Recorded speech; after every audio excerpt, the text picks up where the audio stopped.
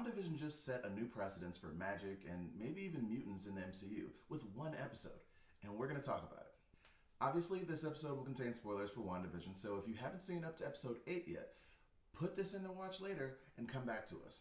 But for everyone else, I'm Antonio Ache, and this is ComRom. First off, I'd like to talk to anybody who was like, I can't get into it, or it's just so weird. For those people, I would like to remind you that the CW shows are coming back soon, so that predictability and safe storytelling is on its way.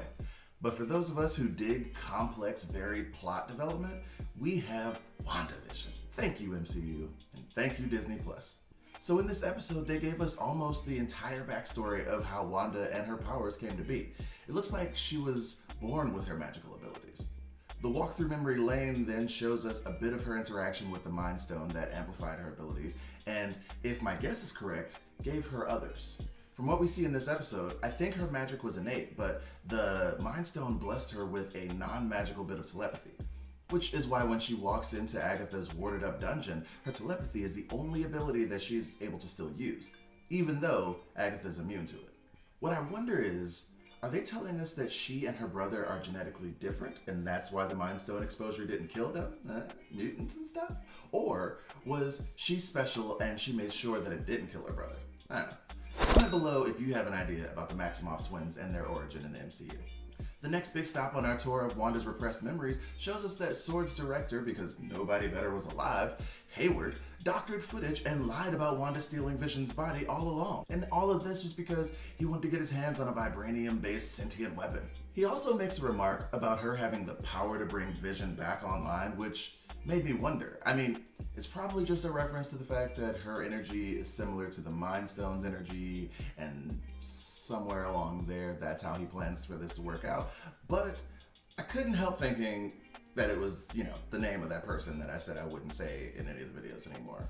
Now, some channels out there have gone on record saying that this was a underwhelming episode, and I honestly can't believe that they have a platform considering how wrong that statement is. Even if you're new to all this and you haven't read all the comics and you don't get all the Easter eggs, that's fine.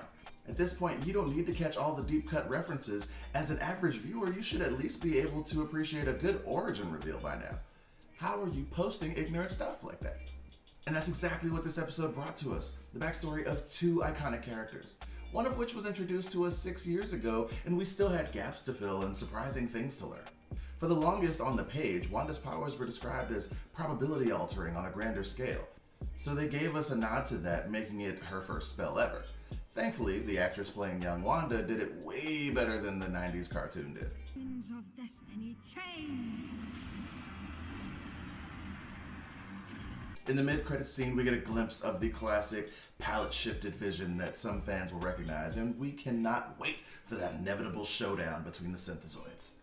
At the end of things, it looks like Monica will be dealing with Pietro, Wanda will be facing off against Agatha, and Vision will most likely have to deal with the new body Who Dis version of himself.